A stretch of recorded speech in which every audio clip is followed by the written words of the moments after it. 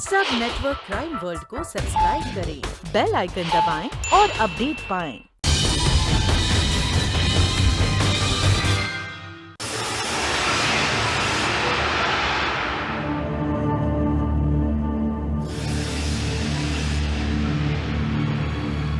बात छोटी सी है पर है बहुत गंभीर। हमें लगता है हमारी कंपनी के खिलाफ कोई षड्यंत्र रचा जा रहा है जिसमें मोहरा बनाया गया है माधव कुलकर्णी को। ये माधव कुलकर्णी कौन है? हमारी कंपनी के वर्कर्स यूनियन का लीडर। आए दिन ऊट पटांग मांगे रखना, हड़ताल करना, ये सब उसकी आदत सी बन चुकी है। हमारा ये ख्याल है कि ये सब कुछ वो हमारे दुश्मनों के इशारे पर कर रहा है। तो आपका ये ख्याल है? हो सकता है कि आपका ये महज ख्याल हो और वो जो कुछ भी कर रहा हो वो वर्करों के हित में कर रहा हो, उनके फायदे के लिए कर रहा हो। हकीकत क्या है यही तो हम जानना चाहते हैं। वर्कर्स का हक देने में हमें कोई एतराज नहीं है, पर वो वाकई वर्कर्स का हित चाहता है या कि उसका मकसद सिर्फ हमें नुकसान पहुंचाना है? और आप तो अच्छी तरह जानते हैं कि उसकी हकीकत बाकी वर्कर्स के सामने लाए बगैर हम उसके साथ कुछ नहीं कर सकते। क्योंकि हम उससे डरते हैं। उस दो कौड़ी के यूनियन लीडर से हम डरते हैं, इसलिए वो जिस तरह चाहे हमें ब्लैकमेल कर रहा है। हाँ, क्योंकि उसके पास ताकत है, वर्कर्स की ताकत। वही तो मैं कह रहा हूं डैडी। सारा खेल ताकत का है, पावर का है, और सबसे बड़ी ताकत है ये वो चीज है जो अच्छे अच्छों की अकल ठिकाने लगा देती है डैड। राज, ये क्या बकवास है? Relax mister Raj, relax. I promise you mister Raj, मैं आपकी प्रॉब्लम सॉल्व कर दूंगा। आप मेरी समस्या क्या सॉल्व करेंगे इंस्पेक्टर भारत? मैं अपनी समस्या खुद सॉल्व कर सकता हूं। इसकी सिर्फ एक गोली सैकड़ों समस्याओं का समाधान कर सकती है। Shut up and behave yourself, Raj.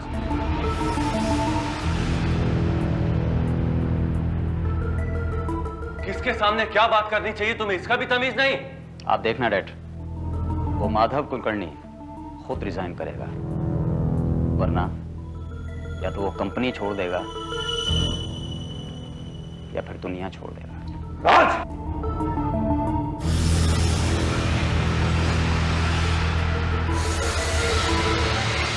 राज! आपके भाई के ख्यालात काफी खतरनाक हैं मिस्टर करण चोपड़ा।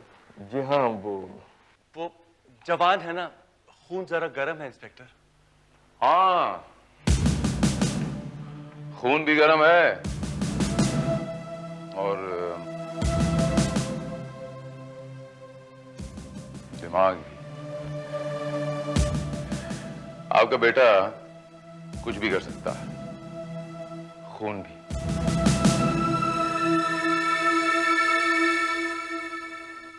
माधव कुलकर्णी नाम है मेरा। ना तो कोई मुझे डरा सकता है और ना ही धमका सकता है। मैं खुद चाहूं तो अपनी जान दे दूं, लेकिन अपने दोस्तों के साथ, अपने साथियों के साथ कभी गद्दारी नहीं करूंगा और अपनी मांगे मनवा कर रहूंगा मैं। अरे वो चोपड़ा तो एक बार अपनी बात मान भी लेगा, लेकिन उनका छोटा बेटा राज वो नाक पर मक्खी तक बैठने नहीं देता। तुम देखते जाओ गोपी भाई, उसके नाक के ऊपर तो मैं ऐसी मक्खी बिठाऊंगा कि उड़ाने के काबिल ही नहीं रहेगा। मुझसे उसे दुश्मनी बहुत महंगी पड़ेगी। वो जानता नहीं कि मैं क्या चीज हूं। माधव कुलकर्णी नाम है मेरा, माधव कुलकर्णी।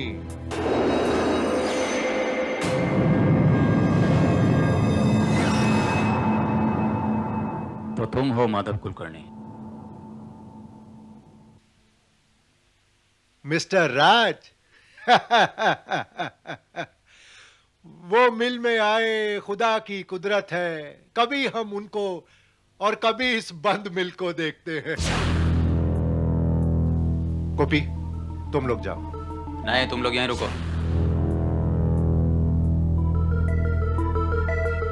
देखो माधव कुलकर्णी, मैं यहां तुमसे कोई सौदेबाजी करने नहीं आया हूं और ना ही तुम्हें पटाने या खरीदने आया हूं। मैं तुमसे सिर्फ ये कहने आया हूं कि कल सुबह तक तुम्हारा इस्तीफा मेरी टेबल पर पहुंच जाना चाहिए, वरना मैं तुम्हें वहां पहुंचा दूंगा जहां से कोई वापस नहीं आता। ये आप मुझे धमकी दे रहे हैं? हाँ, तुम चाहो तो इसे धमकी भी कह सकते हो। दोबारा इस कंपनी में नजर आए तो क्या करेंगे आप? मुझे मरवाने के लिए किसी को सुपारी दे देंगे, है ना? नहीं, मैं दूसरों पर भरोसा नहीं करता, खुद पर भरोसा करता हूं और अपने हथियार पर। I will shoot you and I mean it.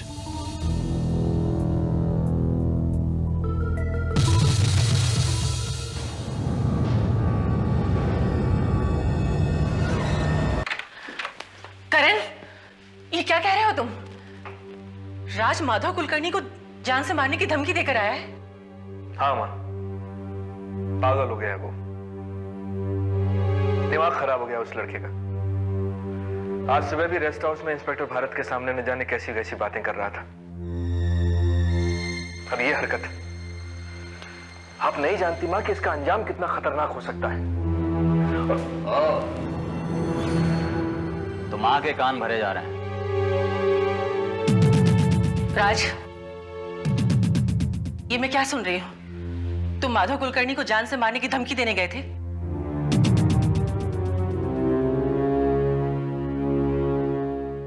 हाँ, सही सुना आपने, क्योंकि मैं बुज़दिलों की तरह उस आदमी की हर ऊटपटांग मांग को मान नहीं सकता। लेकिन इसका नतीजा जानते हो क्या होगा? माधव कुलकर्णी के आदमी हमारी फैक्ट्री में आग लगा देंगे, ताला लग जाएगा हमारी कंपनी में। कंपनी मेरी है।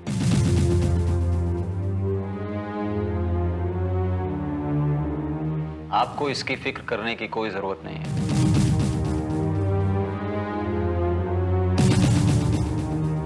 जरूरत कैसे नहीं है?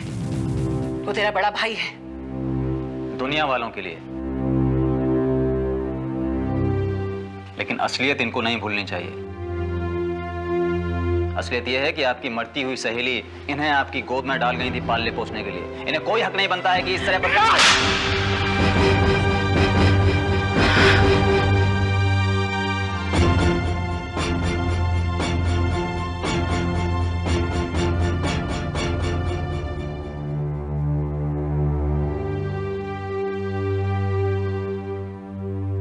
ये बात कहने की तेरी हिम्मत भी कैसे हुई? ये वो है जिसने इस घर के सोनेपन को आबाद किया था। 7 साल तक औलाद के लिए तरसने के बाद इसने हमें औलाद का सुख दिया। इसके शुभ कदम थे जो तू मेरी कोख में आया, और तू कहता है कि इसका हक क्या है? निकल जा इस घर से, निकल जा।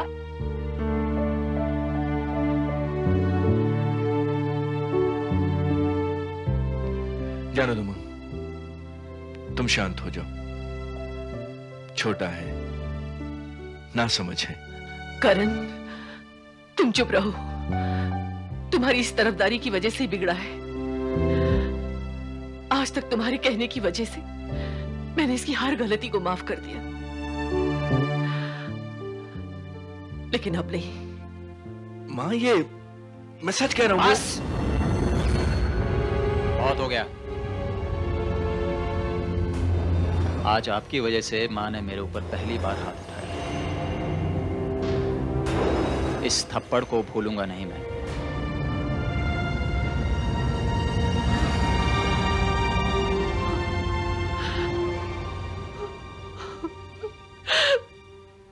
बस मां,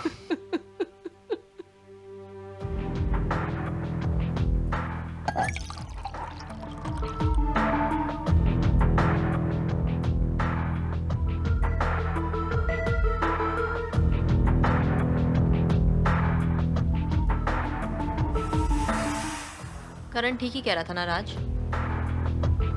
माधव कुलकर्णी को इस तरह धमकाने से क्या होगा? धमकी से नहीं होगा तो इससे होगा।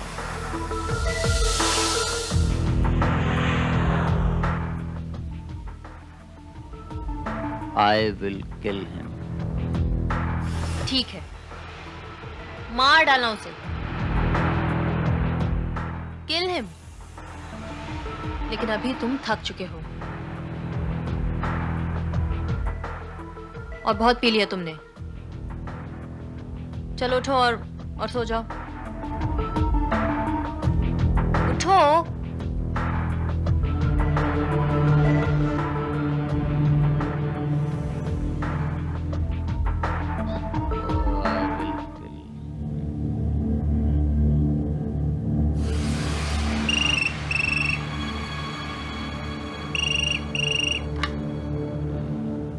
हेलो, हाँ मैं अंकिता बोल रही हूँ।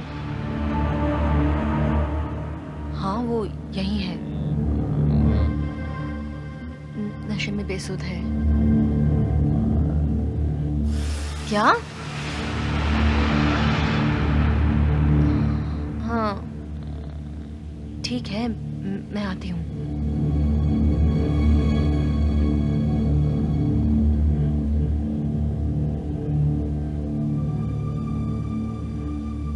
कहाँ जा रही हो?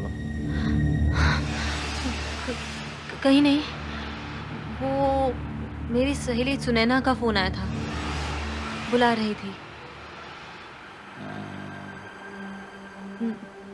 तुम सो जाओ, मैं थोड़ी देर में आ जाऊंगी। हाँ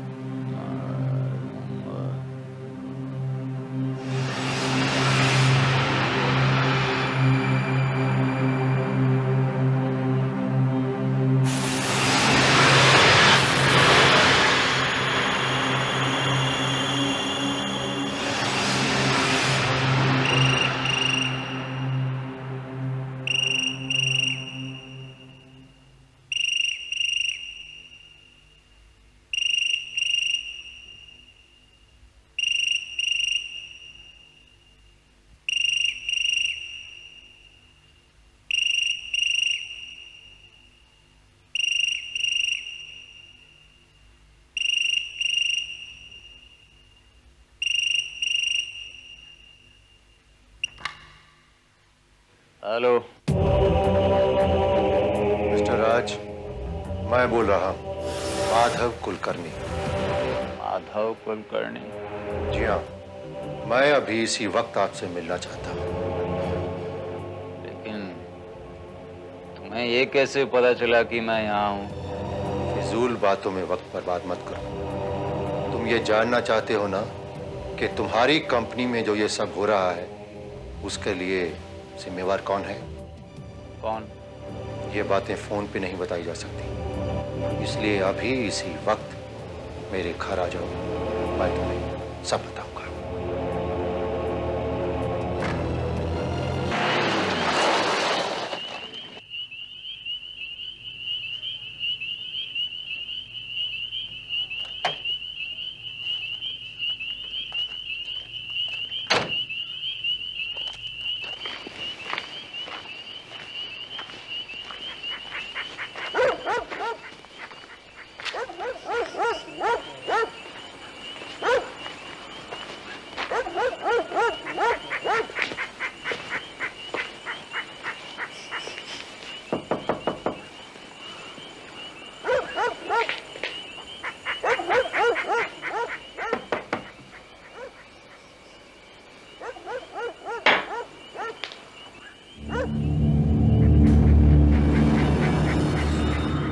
माधव,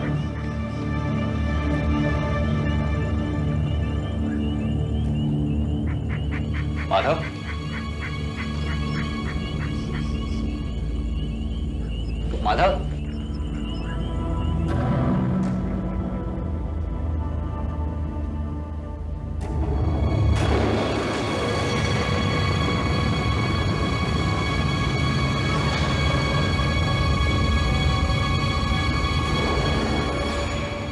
माधव,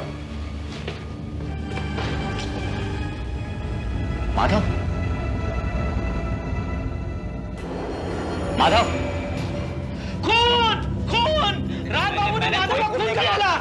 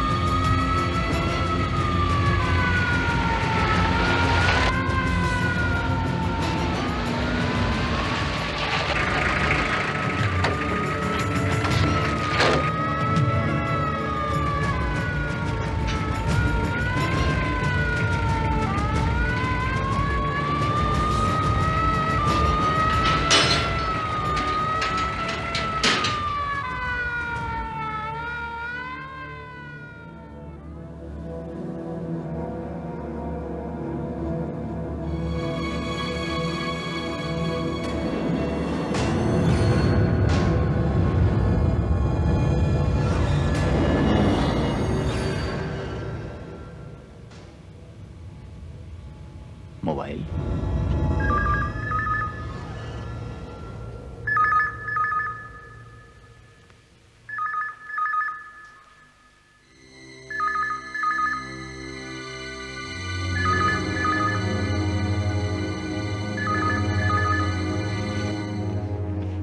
हेलो।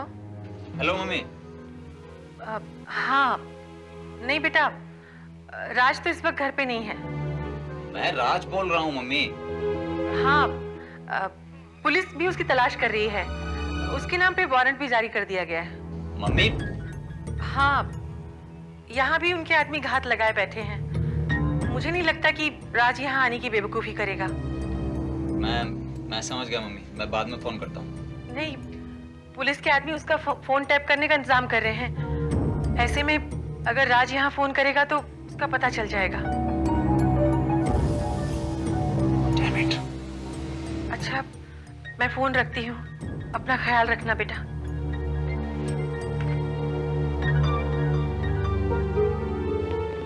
तो तुमने उसे मार ही डाला? नहीं नहीं नहीं, मैंने उसका खून नहीं किया है।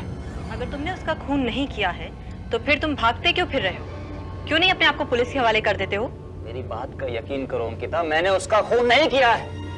पुलिस मेरी बात पर यकीन नहीं करेगी क्योंकि उसको रिवॉल्वर से मारा गया है। पुलिस तो यही कहेगी कि मैं... मेरी रिवॉल्वर? रिवॉल्वर?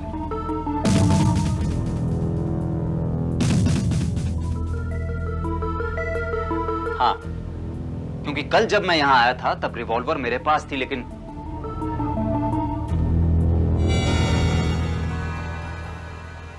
अंकिता, मेरी रिवॉल्वर कहाँ है? क्या मतलब क्या तुम्हारा? हाँ, तुम ये कहना चाहते हो कि मैंने तुम्हारी रिवॉल्वर चुराकर उसे शूट कर दिया? मेरी बात का जवाब दो। मुझे अच्छी तरह याद है वो रिवॉल्वर मैंने यहाँ रखी थी, लेकिन अब वो यहाँ नहीं है। वो रिवॉल्वर उठाई तुमने? हाँ, मैंने उठाई थी क्योंकि तुम्हें तो होश था नहीं। लेकिन जाने से पहले मैंने तुम्हारी वो रिवॉल्वर मेज की उस ड्रॉर में रखी थी। वो वहीं पड़ी होगी, जाकर देख लो।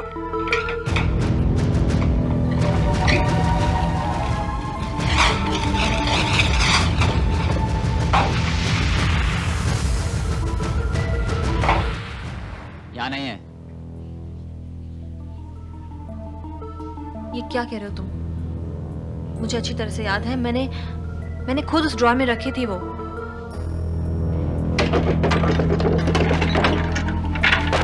तो यहाँ से कहाँ चली गई? राज, मुझे लगता है कुछ गड़बड़ है। ये सब तुम्हें फंसाने के लिए एक चाल है।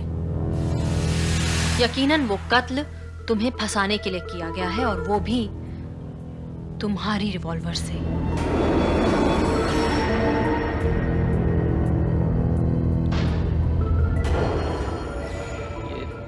ये सब अब क्या करें हम? Damn it! रिलैक्स राज, परेशान होने से तो कुछ नहीं होगा ना।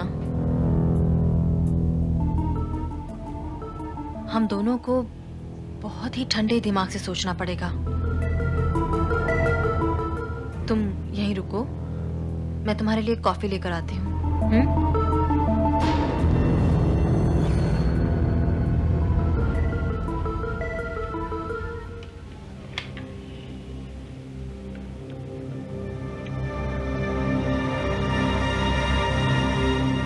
हेलो।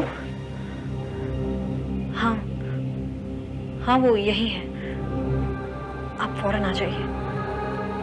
हाँ, मेरा पता है 3D3 आकार विला, मलाड।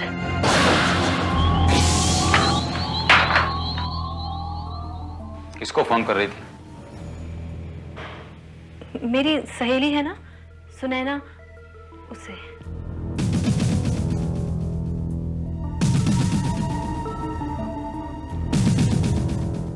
हेलो, जू पुलिस स्टेशन, इंस्पेक्टर श्रीवास्तव है।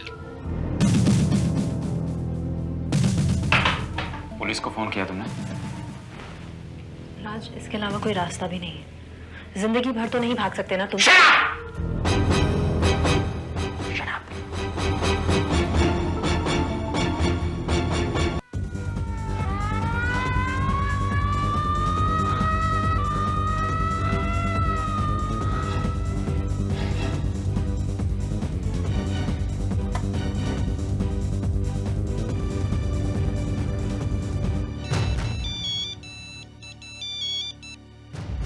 हेलो भाई, मैं बोल रहा हूँ, मुझे आपकी मदद चाहिए। राज, तुम कहाँ हो भाई? बस यहाँ वहाँ भागता फिर रहा हूँ भाई। परेशान हूँ, आपसे मिलना चाहता हूँ भाई। ठीक है, तुम एक काम करो, तुम रेस्ट हाउस आ जाओ, वहीं तुम्हारा इंतजार करता हूँ। लेकिन जरा होशियारी से, सारे शहर की पुलिस तुम्हें ढूंढ रही है। जानता हूँ। ठीक है, मैं पहुँचता हूँ भाई। Okay, bye. ये देखो, इस अखबार को ध्यान से पढ़ो। इसमें साफ साफ लिखा है कि माधव कुलकर्णी की मौत तुम्हारे रिवॉल्वर की गोली से हुई। लाश के पास एक रिवॉल्वर पाई गई जिसमें तुम्हारे फिंगरप्रिंट्स मौजूद थे। ये सब झूठ है भाई, कोई मुझे फंसाना चाहता है। मैं पूछता हूं, आखिर तुम वहां गए ही क्यों? उसने मुझे खुद बुलाया था वहां। वो ये बताना चाहता था कि वो कौन है जिसकी वजह से हमारी कंपनी में गड़बड़ चल रही है। कुछ बताया उसने? नहीं, वो मेरे पहुंचने से पहले ही वो, भाई हो ना हो उसी ने माधव को मारा है, मुझे पूरा यकीन है। राज, तुम सचमुच बच्चे हो। तुम इतना भी नहीं समझ पाए कि उसने तुम्हें बहाना बनाकर वहां पर बुलाया ताकि वो पुरानी बेइज्जती का बदला ले सके। लेकिन फिर उसका खून किसने किया? यह पता करना पुलिस का काम है। फिलहाल एक बात ध्यान से सुनो, सारे वर्कर्स भड़के हुए हैं, पुलिस तुम्हारे पीछे है। बेहतर यही होगा कि कुछ दिनों के लिए तुम ये शहर छोड़ दो, बल्कि ये देश छोड़ दो। मैं एक बार मम्मी डैडी से मिलना चाहता हूँ। पागल हो गए हो? सख्त पैरा है वहां पर। भाई प्लीज, मुझे एक बार मिलने दो, फिर मैं ये देश छोड़कर चला जाऊंगा। ठीक है, मैं कोशिश करूंगा।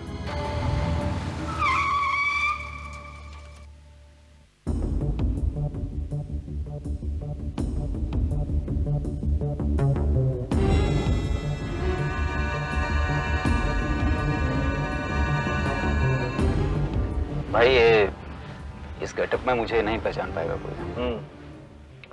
तुम एक काम करो, इस गेटअप में कुछ तस्वीरें निकाल लेना, पासपोर्ट निकालने के काम आएंगे। चलें भाई।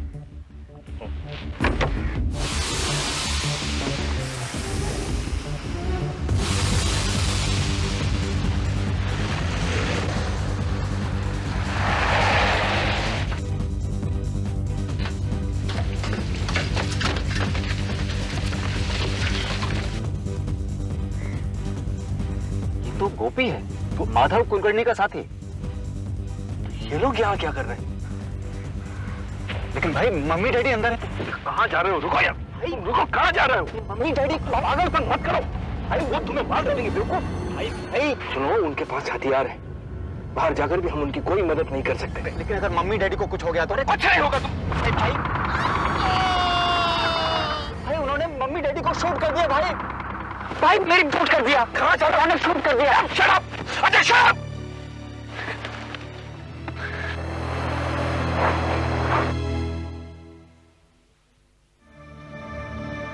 आपकी वजह से, सिर्फ आपकी वजह से आज हमें कायरों की तरह मुंह छुपाकर भागना पड़ा। तो क्या करते? उन हथियारबंद लोगों के सामने जाकर खड़े हो जाते और कहते कि लो हमें बूंद डालो। काश आज मेरे पास मेरी रिवॉल्वर होती। तो क्या होता? बोलो ना, क्या होता? जब तक तुम एक फायर करते तब तक वो तुम्हें भून चुके होते।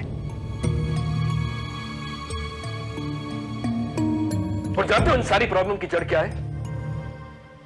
जड़ है तुम्हारी रिवॉल्वर। ना तुम माधव कुलकर्णी को रिवॉल्वर लेकर धमकाते, ना नौबत यहां तक आती।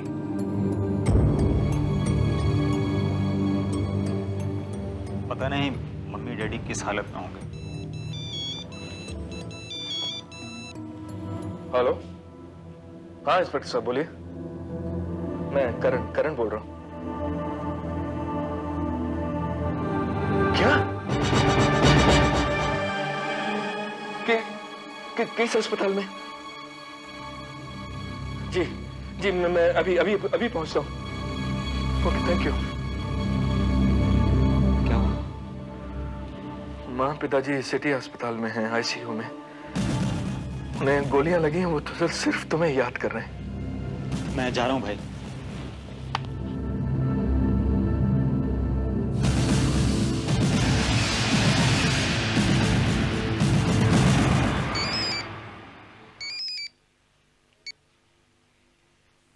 यह इंस्पेक्टर श्रीवास्तव है। जी हाँ, मैं यहीं पर हूं अभी। यानी आपको पूरा यकीन है कि वो यहां जरूर आएगा। That's good. देखिए, आपको चिंता करने की या परेशान होने की कोई भी जरूरत नहीं है। वो किसी भी बेस में यहां क्यों ना आए, हम उसे जरूर गिरफ्तार कर लेंगे। Okay? Anyway, thanks for the information.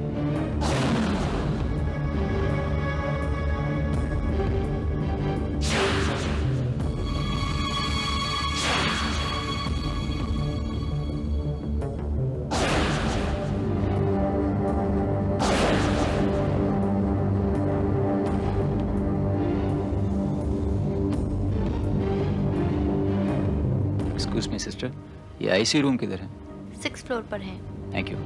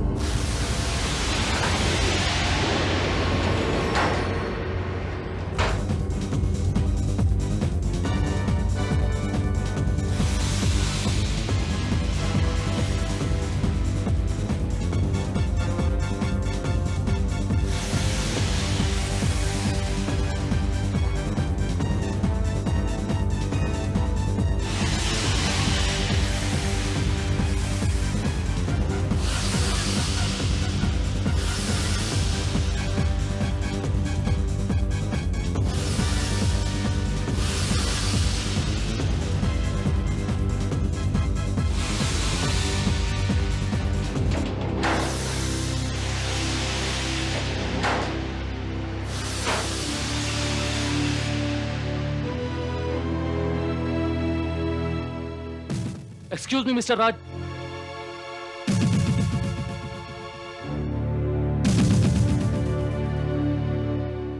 Mr. Raj.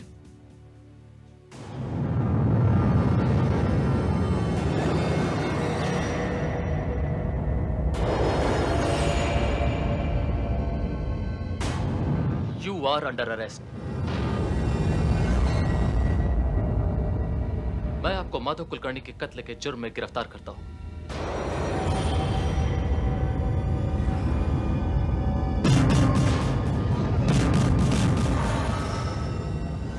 Inspector, मैं अपने मम्मी डैडी से मिलना चाहता हूं। No mister Raj, I am sorry. Magistrate की परमिशन के बगैर आप किसी से नहीं मिल सकते।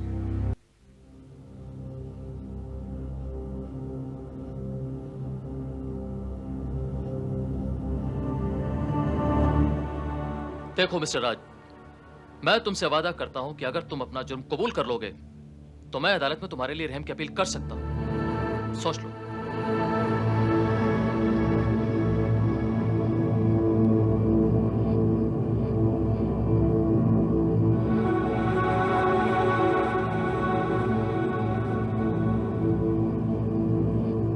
लो चाय पियो।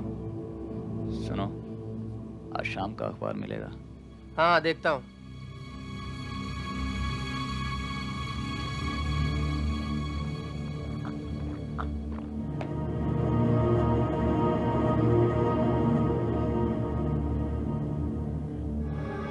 ये लो अखबार।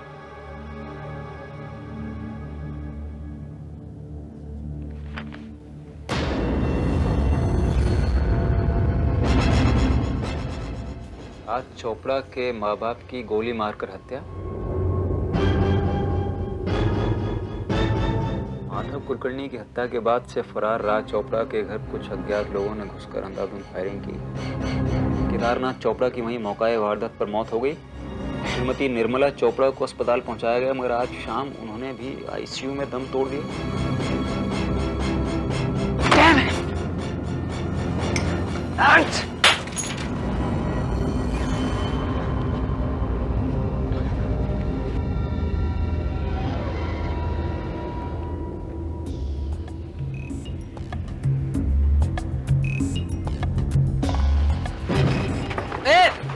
क्या कर रहे हो?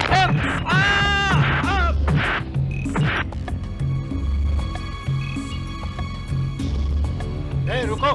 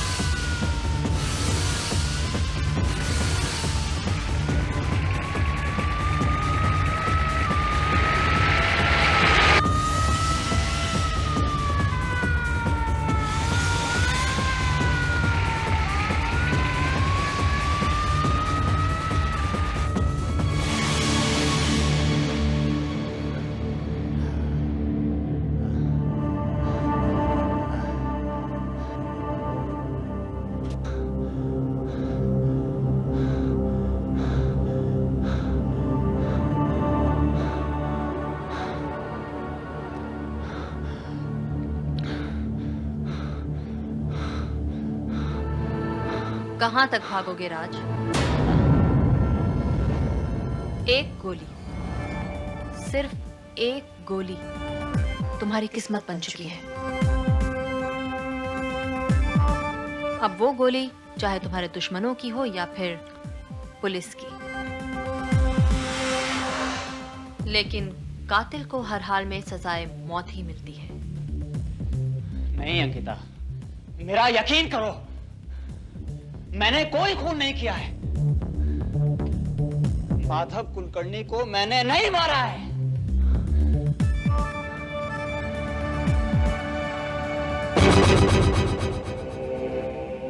बिल्कुल सही फरमा रहे हैं आप मिस्टर राज चोपड़ा।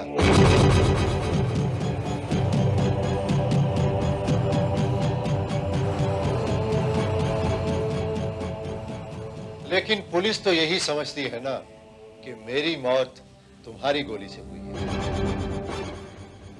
जिंदा?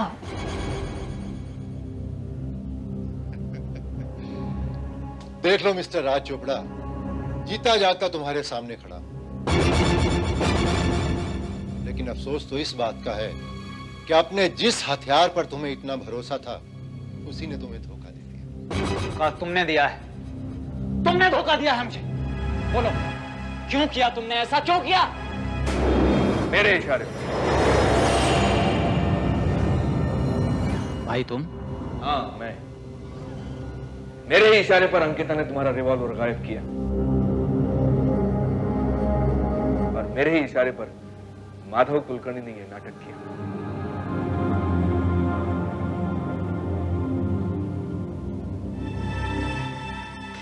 तुमने ये सब तुमने किया?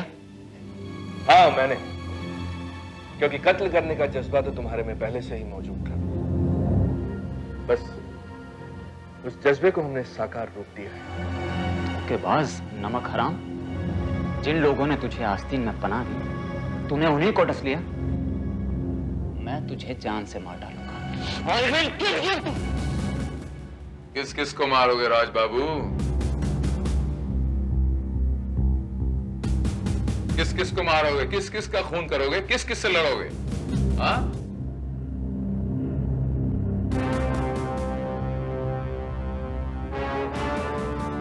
पुलिस से लड़ोगे, कानून से लड़ोगे, अपने दोस्तों से लड़ोगे, अपने दुश्मनों का खून करोगे, और क्या हासिल होगा तुम्हें? और क्या हासिल हुआ है आपको राज बाबू?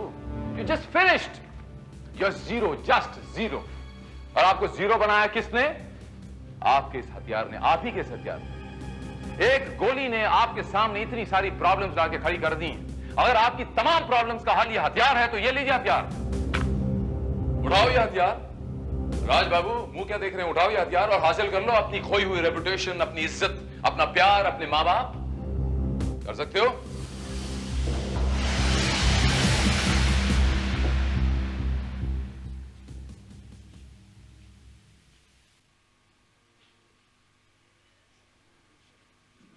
मैं हार गया भारत।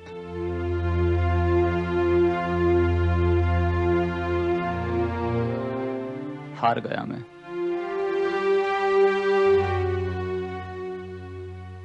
इस रिवॉल्वर ने मेरा सब कुछ छीन लिया।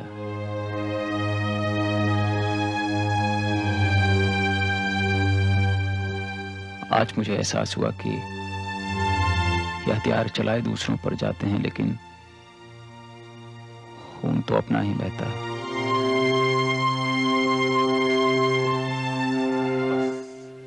यही सुनना चाहता था, यही सुनना चाहता था मैं तुम्हारे मुंह से। That's it. इतनी सी बात साबित करने के लिए मुझे इतना बड़ा स्वांग करना पड़ा, इतना बड़ा नाटक खेलना पड़ा। और इस नाटक में अंकिता, करण और माधव जी ने मेरा साथ दिया। मैं इनका शुक्रगुजार हूं। Thank you very much for the cooperation. ये सब इन लोगों ने आपके कहने पर किया? हाँ, उस दिन जब इंस्पेक्टर भारत ने देखा कि तुम हिंसा और हथियार पर इतना विश्वास, इतना भरोसा करते हो, तो तुम्हें सही रास्ते पर लाने के लिए उन्होंने उसी वक्त ये प्लान बनाया था। और वो माधव कुलकर्णी जिसे तुम अपना और कंपनी का दुश्मन समझते थे, तुम्हारी धमकी के बावजूद उसने हमारी इस काम में मदद की। और मम्मी डैडी, उनकी हत्या किसने करवाई? किसी ने नहीं। अखबारों में छपी वो खबरें इसी प्लान का एक हिस्सा थी।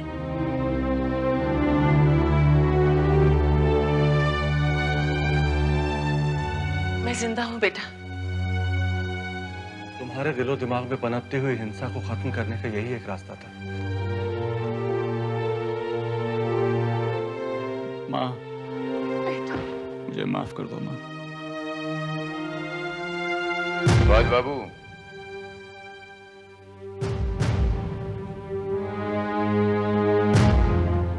जैसे भगवान से डर के इंसान पाप नहीं करता, ऐसी सजा का डर ही मुजरिम को जुर्म करने से रोकता है।